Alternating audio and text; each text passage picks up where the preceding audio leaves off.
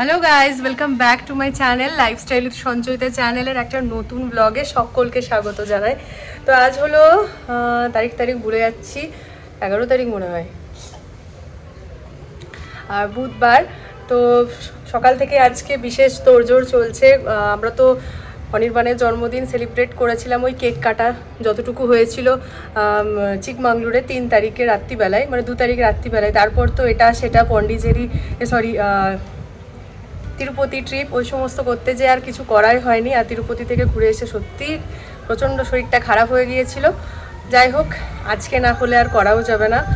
আমাদের মানে পুরুলিয়া ফেরার দিনও প্রায় চলেই এসেছে। সামনের শনিবারেই, মানে আজ হলো বুধবার, সামনের শনিবারে আমাদের ট্রেন ফিরতে হবে। তো সেই কারণে আজকের দিনটাকেই বাছা হয়েছে। আর অনির্বাণকে জোর জবরদস্তি আজকে ওয়ার্ক ফ্রম হোম করানো হচ্ছে, কারণ নাহলে দুপুরে লাঞ্চের প্রোগ্রামটা কি করে করা যাবে বলুন। ওই শাক, বড়ি, মাছ, পায়েস, এই সমস্ত যে রিচুয়ালগুলো রয়েছে সেটা ভাতের সঙ্গে দিয়ে সবই তো মানে একটা, যেটা আমাদের জন্ম মাস পালন করা হয়, সেটা আজকে করা হচ্ছে। তো যাই হোক, দিদি এবারে রয়েছে বলে রান্নার কাজে অনেকটা হেল্পফুল, মানে ওই মেন আজকে কুক, আমি হলাম হেল্পার। সমস্ত জোগাড় যন্ত্র করাটাই আমার কাজ। দিদি রান্নায় ঢুকে গেছে, খুব ভালো ভালো কিছু রান্না বান্না চলছে। বাচ্চা এখন সকাল প্রায় 10:30, কিন্তু রান্নাঘরে আজকে আমাদের চরম ব্যস্ততা। এখানে 5 রকম ভাজার জন্যে সমস্ত সবজি কেটে কুটে রেখে দিয়েছি। পেঁয়াজ কাটা হয়েছে, ধনেপাতা কাটা হয়েছে, আর এখানে মোচাটা সুন্দরভাবে সেদ্ধ করতে দিয়েছে। দিদি আমার পায়েস বানাতে ভীষণ পারদর্শী, ওর হাতের পায়েসের একটা আলাদাই টেস্ট, তাই ওর হাতে এই দায়িত্বটা আজকে তুলে দেওয়া হয়েছে। আর এদিকে আমি আলুটা খুব সুন্দরভাবে গ্রেট করে নিচ্ছি, ওই ঝুরি আলু ভাজা বানাবো বলে। কিছুটা এর সঙ্গে অ্যাড করব ভাজা বাদাম, তার সঙ্গে কারি পাতা, সব কিছু মিলে খুব সুন্দর এই ঝুরি আলু ভাজাটা হয় ভাতের সঙ্গে খেতে। তো যতটা পারছি আমি চেপে চেপে স্টার্চটা বার করে নিচ্ছি ধুয়ে ধুয়ে। এদিকে 2 ভাই মিলে লেগেছে সকাল থেকেই। আজকে পড়াশোনার কোনো বালাই নেই, আমার টাইম নেই বসানোর, আর ওর বাবা ওইদিকে অফিস করছে, তাই বারবার বলছি একটু আসতে। এদিকে দিদির রান্নার মধ্যে চলে আসছে নেক্সট পদ যেটা তৈরি হওয়ার, সেটা হলো মোচার ঘন্ট। ছোলা ভিজা সেটাকে সেদ্ধ করে নিয়েছে, তারপরে মোচার ঘন্ট চলছে এখানে বানানো। শাক ভাজা অলরেডি হয়ে গেছে, এখানে বেগুন ভাজা চলছে, এদিকে ফুলকপি ভাজা হবে। মোটামুটি এখানে এই সমস্ত কিছুই চলছে। মাছ মাংসেরও অনেক রকম পদ রয়েছে, কিন্তু এই ভেজগুলো আগে এখান থেকে সরিয়ে না নিলে একসঙ্গে সমস্ত কিছু আবার ঘেটে হয়ে যাবে। এমনিতেই রান্নাঘরের বাজে অবস্থা, পায়েসের গন্ধে গোটা ঘর একদম মোমো করছে। বোঝাই গেল যে জন্মদিনের পায়েস এখানে রান্না হয়ে গেছে। একে একে ভাজাগুলোই সব কমপ্লিট হচ্ছে, রান্না চলছে একদম জোর কদমে। ভাজাভুজিগুলো কমপ্লিট হয়ে গেছে, আর এখানে সবজিটাই চলছে। তার সঙ্গে এবারে ননভেজে হাত দিতেই হবে, অনেকটা লেট হয়ে গেছে, প্রায় 1:30টা। তো স্পেশাল একটা জিনিস বানানো হচ্ছে, মানে আজকে এটা হতে চলেছে ম্যান অফ দ্য ম্যাচ, মানে সেই ভেবেই আর কি স্টার্ট করছি বানানো। কতটা কি টেস্ট হবে জানি না, কারণ প্রথমবার বানানো হচ্ছে। তো এটা হচ্ছে চম্পারন মাটন, ঠিক আছে। তোমাদেরকে তো আমি পটটা দেখালাম, এর আগে একদিন দেখিয়েছিলাম, সেটাকে একদম রেডি করে রাখা হয়েছে ক্লে পটটা। তো সেটাতেই প্রথমবার বানানো হচ্ছে, সেই জন্য জানি না। প্রথমত রেসিপিটাও নতুন, আর পটটা প্রথমবার ইউজ করছি, সেই জন্য একটু মানে ভয়েই করছি। কিন্তু দেখা যাক, কোনো না কোনো দিন তো শুরু করতেই হতো, তাহলে আজকেই দিয়ে করি। প্রচুর একটু মশলা রেডি করতে হয়, যেহেতু এটা অন্যভাবে তৈরি করা হচ্ছে। তো কি মশলা আমি রেডি করছি চম্পারন মাটনের জন্য, চলো তোমাদের সঙ্গে শেয়ার করি। একসাথে আমি জড়ো করে রেখেছি যাতে দেখাতে সুবিধা হয়। তো এখানে আমি মশলাটা বানাবো, তার আগে সমস্ত কিছু নিয়ে নিয়েছি। গোটা ধনে, গোটা জিরে, পোস্ত, শুকনো লঙ্কা, মাখানা, মৌরি, কস্তুরি মেথি, গরম মশলা, লবঙ্গ, দারচিনি, এলাচ, আর তার সঙ্গে রয়েছে গোলমরিচ। ব্যাস, এ সমস্ত কিছু এখন শুকনো খোলায় খুব ভালো করে একটু রোস্ট করে নেবো। তারপরে ঠান্ডা হলে মিক্সার গ্রাইন্ডারে খুব ভালো মিহি করে গ্রাইন্ড করে নেবো।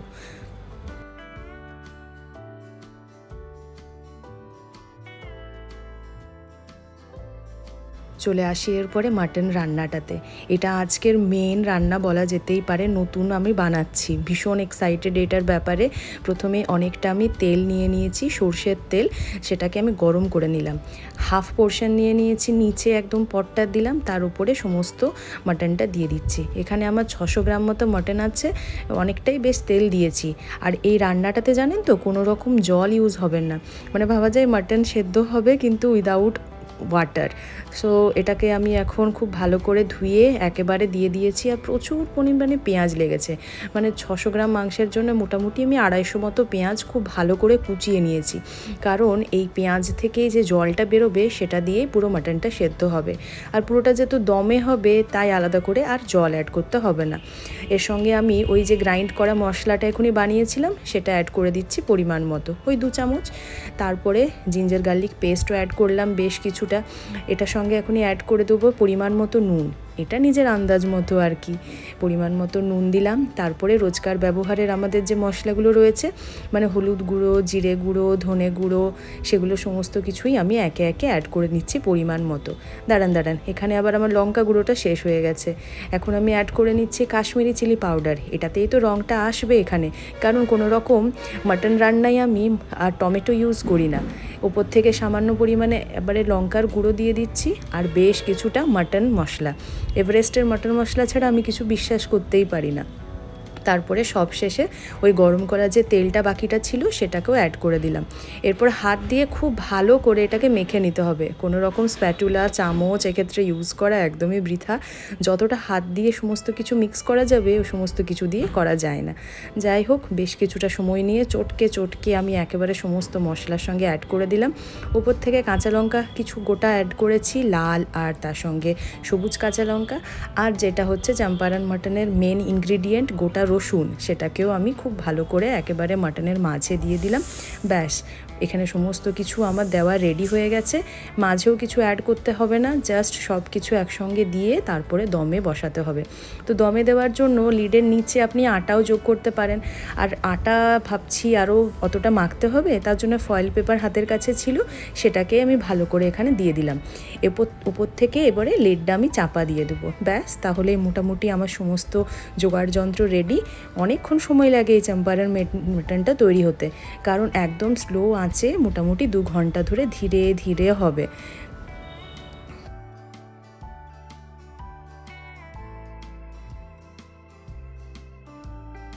ভাজা, ডাল, সবজি সে সমস্ত কিছু তো হয়ে গেছে, মাটনটাও চাপিয়ে দিলাম।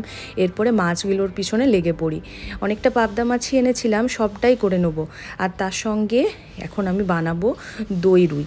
দই রুইটা বানাবো সবার জন্য ওই 1 পিস করেই, কারণ অনেক রকমের মাছ হচ্ছে তো, একটার বেশি কেউ দুটো খেতে চাইবে না। তো যাই হোক, গুনে গুনে একেবারে মাছের পিসগুলো নিচ্ছি, একটা জায়গাতেই সব ধরনের মাছগুলো আমি নিয়ে নিচ্ছি। তাহলে একসঙ্গে ওই নুন হলুদ মাখিয়ে ম্যারিনেট করে সামান্য সময় রাখতে সুবিধা হবে। এর সঙ্গে কিছুটা আমি চিংড়ি মাছও গতকাল রেখে দিয়েছিলাম। অনির্বাণের তো অফিস ছিল, সে তার আর মালাই চিংড়িটা তো খাওয়া হয়নি, তাই আজকে আমি আবার তার জন্য আলাদা করে চিংড়ি মাছের মালাইকারি বানিয়ে দিচ্ছি। স্কিউয়ারে খুব সুন্দর করে আটকে নিলাম যাতে একদম কুকুরে ছোটো না হয়ে যায়। আর দেখতে দেখতে দিদির এখানে সমস্ত একদম কঠিন রান্না, যেটা বলে আমার মনে হয় মোচার ঘন্ট, সেটাও রেডি হয়ে গেছে। পোস্তর বড়াও বানানো হয়ে গেল একদম গরম গরম কুরকুরে, এখানে সেটাও রেডি হয়ে যাচ্ছে।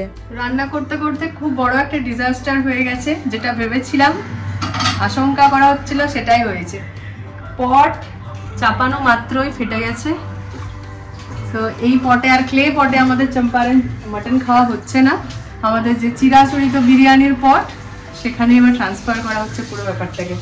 ঠিক আছে, চলো, কিছু করার নেই। মোটামুটি এইটা ফ্লপ কেটে গেল, এটা আর কোনো কাজেই লাগবে না, হয়ে গেল যা হবে। একদিকে রান্না হচ্ছে, একদিকে বেসিনে এত পরিমাণে বাসন জমা হচ্ছে, সঙ্গে সঙ্গে সেগুলোকে ধোয়াও চলছে। চলো,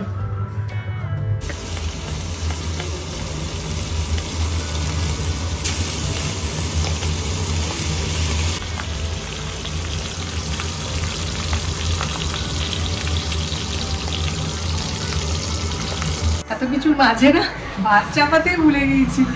যাই হোক, হঠাৎ করে এবার খেতে দেবো বেটুরকে, মনে পড়ছে ভাতটাই চাপানো হয়নি। যাই হোক, এদিকে ইন্ডাকশনে ভাতটা হচ্ছে, আর ওর মতো মাছ ভাজা টাজ ভাজা হয়ে গেছে, সবজি ডাল হয়ে গেছে। তো মাটন খাবে না, আর এই মাছগুলো সে ওই দই মাছ চটপট হয়ে যাচ্ছে। আর একটু চিকেন টিক্কা বানাবো, এটা হতে বেশি সময় লাগবে না, জাস্ট ম্যারিনেট করে দিয়ে দেবো। ওটা হচ্ছে 4টা বাজবে ভাই, কিছু করার নেই। 3 দিনের রান্না একদিনে করে খাওয়ালে হবে। তো ইচ্ছা আছে আর কি, সব মিলে অনেক কিছু পদের আয়োজন করে, জন্মদিন বলে কথা, তাই না? তারপর আমরা গত বছর তো কিছু করতে পারিনি, তো এই বছর সেই জন্য হচ্ছে আরও। তাও তো কেক বানানোর প্ল্যান ছিল, সেটা তো হলো না। তো যাই হোক, চলছে এইভাবে। সর্ষে পোস্ত দিয়ে পাবদা মাছ রান্না হচ্ছে, এত সুন্দর সেটা রং এসেছে, দারুণ। সমস্ত কিছু রেডি হয়ে গেছে, সব শেষে হালকা করে মাছ ভাজাগুলো দিয়ে দিচ্ছি আর উপর থেকে বেশ কিছুটা ধনে পাতা ছড়িয়ে দিচ্ছি। ব্যাস, তাহলে রেডি হয়ে যাবে আমাদের সর্ষে পোস্ত পাবদা। হালকা হাতে নেড়ে তারপরে চাপা দিয়ে গ্যাস বন্ধ। ওইদিকে চিংড়ি মাছের মালাইকারিটা আমি বানাচ্ছি আর এদিকে দিদি রুই রায়তাটা বানাচ্ছে। রুই রায়তাটা ভীষণই চটপট একটা, খুব সোজা কিন্তু খুব টেস্টি একটা রেসিপি। ঠিক যেভাবে আপনি রায়তা বানান দই দিয়ে, সেইভাবেই দইটাকে রেডি করুন আর উপর থেকে ভাজা মাছগুলো অ্যাড করে দিন। নিমেষের মধ্যে একটা খুব টেস্টি রেসিপি তৈরি হয়ে যাবে। সব কিছু এদিকে রেডি হয়ে গেছে, সব শেষে আমি চিকেন টিক্কাটা চাপিয়ে দিচ্ছি।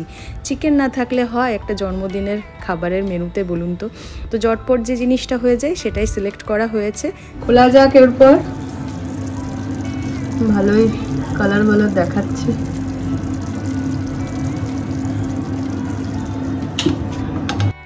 এই হলো অনির্বাণের জন্মদিনের মেনু কার্ড। ভাত, তার সঙ্গে রয়েছে 5 ধরনের ভাজা, স্পেশাল ডাল, মোচার ঘন্ট, চিংড়ি মাছের মালাইকারি, সর্ষে পোস্ত পাবদা, রুই রায়তা, চিকেন টিক্কা, চম্পারন মাটন, চাটনি, তার সঙ্গে রয়েছে অনেক মিষ্টি আর দই।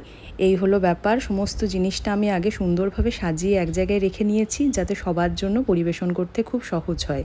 তারপরে একে একে সমস্ত জিনিসটা সুন্দরভাবে সাজিয়ে আর থালায় সুন্দরভাবে পরিবেশন করব। এই যেমন এখানে দই রুইটা খুঁজছিলাম, এই তো এখানে পাওয়া গেছে।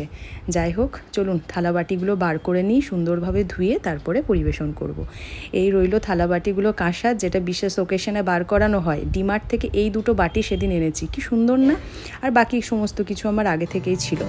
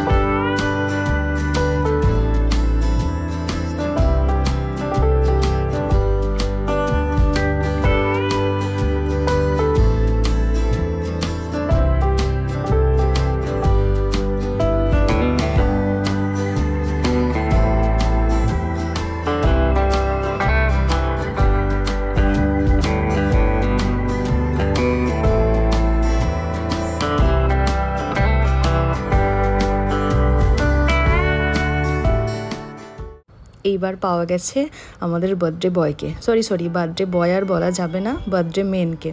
তো যাই হোক, অনির্বাণ আগে বলেই ছিল যে একবারে অফিসের কাজ চুকিয়ে তারপরে খাবার থালায় বসবো, কারণ এত কিছু রান্না হচ্ছে জেনেছে সকালেই। এখন আমি মেনু কার্ডটা হাতে তুলে দিলাম। সকালবেলায় ওই অত যুদ্ধকালীন পরিস্থিতি চলছিল রান্নাঘরের মধ্যে, তার ফাইনাল রেজাল্ট হাতের কাছে তুলে দিয়েছি। অবাক চোখে দেখছে এত কিছু রান্না হয়েছে সকাল থেকে। যাই হোক, এবারে দিদি ছিল বলে অনেকটা রেহাই আর কি, না হলেও আমি করে ফেলি আর কি। অনেক কিছুই বানানোর প্ল্যান থাকে আগে থেকে, সেই মতো বাজারও করি। এদিক থেকে অনির্বাণ ভীষণ লাকি বলা যেতে পারে। মাঝে মধ্যে আমার হিংসাও হয়, কারণ ওর জন্মদিনটাই জ্যৈষ্ঠ মাসে, মানে প্রতি বছর সে গরমের ছুটিতেই পড়ে। সেজন্য খুব ভালো করে আমি সেলিব্রেট করতে পারি আর খুব ভালোভাবে দিনটা কাটাতেও পারি। একা ওর হয় না। আর এদিকে আমার ঠিক তারপরে আষাঢ় মাসে 9 জুলাই, তখন আমার আবার সেই স্কুল, সে কারণে আমাকে ফিরে যেতেই হয়। তাই একসঙ্গে আমার জন্মদিনটা খুব কমবারই সেলিব্রেট করেছি এই 8 বছরের বিবাহিত জীবনে। চলুন, বার্থডে বয় বসে গেছে, হাতে মেনু কার্ড দেখাও হয়ে গেছে, এবার খাওয়া দাওয়াটা শুরু করা যাক। আমাদের নিয়ম অনুযায়ী প্রথমেই ওই সমস্ত রকম পদের মধ্য থেকে যে সমস্ত কিছু ভাজা রয়েছে সেগুলো আগে ভাতের সঙ্গে অ্যাড করতে হয়, তারপরে সেগুলো এক গ্রাসে মুখে তুলতে হয়। আমি এখানে ভাজা টাজা সমস্ত কিছু নিচে নামিয়েছি ঠিকই, কিন্তু পায়েসটা দিদির হাত দিয়েই নামানো হয়েছে। কারণ ছোটোবেলা থেকেই মাকে দেখেছি বাবার জন্মদিনে সমস্ত কিছু রান্না করে পরিবেশন করলেও পায়েসের বাটিটা আমাদের হাত দিয়েই নামাতে বলতো। তাই সে জিনিসটা আমিও ফলো করলাম। দিদি রয়েছে এইবারে, খুব ভালো হলো জিনিসটা। আচ্ছা, কোনটা ভালো খেলি তাও মাটনটা কেমন হয়েছে? একটু অন্য হয়েছে না ওই রকমই? ভালো লাগছে। তো জম্পেশ খাওয়া দাওয়ার পর জম্পেশ একটা ঘুম হয়েছে সবারই, আর এদিকে চলছে বাইরে মুষলধারে বৃষ্টি। আর তোমাদের সঙ্গে একটা কথা তো শেয়ার করাই হয়নি, তোমাদের সঙ্গে স্নেহার সাধের ভিডিও তো শেয়ার করেইছিলাম। আর গত শুক্রবার দিন টুইন্স বেবি হয়েছে, টুইন্স গার্ল হয়েছে। সো এটা তোমাদের কাছে শেয়ার করা হয়নি। আজকে যখন আমরা যাচ্ছি দেখতে, অ্যাকচুয়ালি আগেও একবার গিয়েছিলাম হসপিটালে দেখতে, তো হসপিটালে মনে হলো না ব্লগ করা ঠিক হবে। যেদিন হয়েছিল সেদিনই একবার ঘুরে এসেছিলাম ফ্রাইডে, সেদিনকে তখন ব্লগ করিনি। তো আজকে যাচ্ছি বাড়ি, গত পরশু দিনই ওরা বাড়ি চলে এসেছে, আজকে দেখতে যাচ্ছি। হ্যাঁ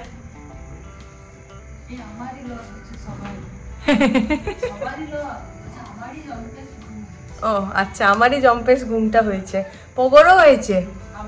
হ্যাঁ হ্যাঁ, পোগর বাবারও হয়েছে, বাকি দুজনের হয়নি, দিদি আর জোজোর হয়নি, ওরা বৃষ্টি দেখছিল। যাই হোক চলো বেরোনো যাক, বাইরে এখনো বৃষ্টি পড়ছে, কিন্তু না গেলে এরপর যাওয়া মানে রোজই বৃষ্টি, সন্ধ্যা হলে রোজই বৃষ্টি, তো সে তো ক্যাব করে যেতেই হবে, ওই জন্য বেরিয়ে পড়ছি। চলো যাওয়া যাক। পোগো পুচু বুনুদের দেখবে? হ্যাঁ দাঁড়াও, ব্যস্ত এখন জুতা পরতে। গত 6 তারিখ অর্থাৎ শুক্রবার যেদিন আমরা তিরুপতির উদ্দেশ্যে বেরোলাম না, বললাম অনেক ঘটনা ঘটে গেছে, সেদিনই ভাইয়ের টুইন্স বেবি হয়েছে গার্ল। তো আমরা সেদিন হসপিটালে যেয়ে দেখতে গিয়েছিলাম, কিন্তু দুজনকে এনআইসিইউতে রাখা হয়েছিল, সে কারণে সামনে থেকে আর দেখতে পাইনি। দূর থেকে এক ঝলক দেখেই স্নেহার সঙ্গে দেখা করে ফিরে এসেছি তাড়াহুড়োর মধ্যেই। তাই আজকে আমরা ভীষণ এক্সাইটেড দুজনকে একসঙ্গে দেখব। এখানে সিম্বা বসে আছে, পোগো আর জোজো মিলে তাকে নিয়ে খেলা করছে। আর এই দেখুন স্নেহার রুমটা কি সুন্দরভাবে বেলুন টেলুন দিয়ে সাজানো রয়েছে। এই রুমের ভেতরেই রয়েছে তারা, আর এখানে ইটস এ গার্ল বেলুনও লাগানো হয়ে গেছে। তো আমরা এসেছি অনেকক্ষণই হলো, আর পুচকি দুটোকে দেখলাম, তার মধ্যে একজনের জন্ডিস ধরা পড়েছে। যাই হোক, বাচ্চাদের তো এখন সেই জিনিসটা হয়। তো আমি এখন ক্যামেরার সামনে কারোকে দেখাচ্ছি না, একটু বড় হোক। তোমরা জানোই তো বাচ্চাদেরকে বেশি ক্যামেরার সামনে আনা ঠিক নয়। আপাতত একটা পুচকু আছে, দাঁড়াও সেটাকে দেখাচ্ছি। দেখো দেখো দেখো দেখো, এই দেখো আছে। আর কি নাম দেওয়া হয়েছে সেটা তোমাদের সঙ্গে শেয়ার করি। পোগো যা চেঁচাচ্ছে, পিকু অ্যালেক্সা কই? অ্যালেক্সা কই? অ্যালেক্সা দিদি কই? ওই তো ঠিক ঠিক, অ্যালেক্সা দিদির কাছে ভয় পায় পিকু। তো পুচকি দুটোর নাম দেওয়া হয়েছে, আরে আমাকে বলতে তো দে। পুচকি দুটোর নাম দেওয়া হয়েছে মিহি আর দানা। মানে আমাদের মিষ্টির দোকানে আরো দুটো নতুন নাম সংযোজন হলো, মিহি আর দানা, ঠিক আছে? মানে লাড্ডু দরবেশ আছে অলরেডি, এবার মিহি আর দানা দুজন অ্যাড হয়েছে। মিষ্টি সল্টি আছে। আর তাহলে এই হলো আমাদের মিষ্টির দোকান, ধীরে ধীরে ভ্যারাইটি বাড়ছে মিষ্টির দোকানে, নতুন নতুন মিষ্টি সংযোজন হচ্ছে। আর ভালো নামও হয়েছে, ভালো নামগুলো পরে শেয়ার করবো, ঠিক আছে? আপাতত আমাদের এখন ডিনার চলছে, আর এইভাবেই আর কি। আরেকটা জিনিস তোমাদের সঙ্গে শেয়ার করি, দাঁড়াও, এখানে একটা কচ্ছপও আছে। তুমি কি টোটো? এদিকে দুজন মিলে চলছে চরম বদমাইশি, আর ওদিকে মামু, জোজো আর অনির্বাণ খেতে বসেছে। আমরা তাদেরই ওয়েট করছি। আর এদিকে দেখলাম আমরা পুচকু একটাকে, আরেকটা পুচকুকে আবার হসপিটালে নিয়ে যাওয়া হয়েছে জন্ডিসের কারণে। যাই হোক, 1-2 দিনের মধ্যে সেও ফিরে আসবে, কিন্তু আমাদের আর একসঙ্গে দেখা হলো না দুটো পুচকুকে। খুব ভালো করে তারা ফিরে আসুক শরীর ঠিক করে, তাহলেই হবে। দুজনকার বদমাইশি দেখছে।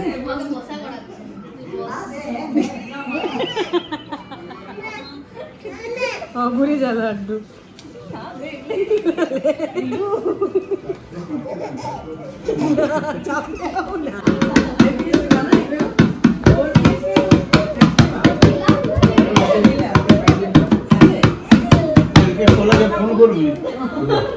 রাত্রি প্রায় 11:30, দুজনে এখনও পর্যন্ত সমান তালে মাতিয়ে যাচ্ছে। এদিকে দাদা ভাই বাজাচ্ছে বাজনা, আর ওদিকে ভাই সুন্দর সেই তালে মাথা দুলিয়ে দুলিয়ে নেচে যাচ্ছে। কতক্ষণ ধরে যে এসব চলছে। আর ওদিকে একটি পুচকি, আমাদের আবার নতুন যিনি সদস্য, তিনি ঘুমাচ্ছেন।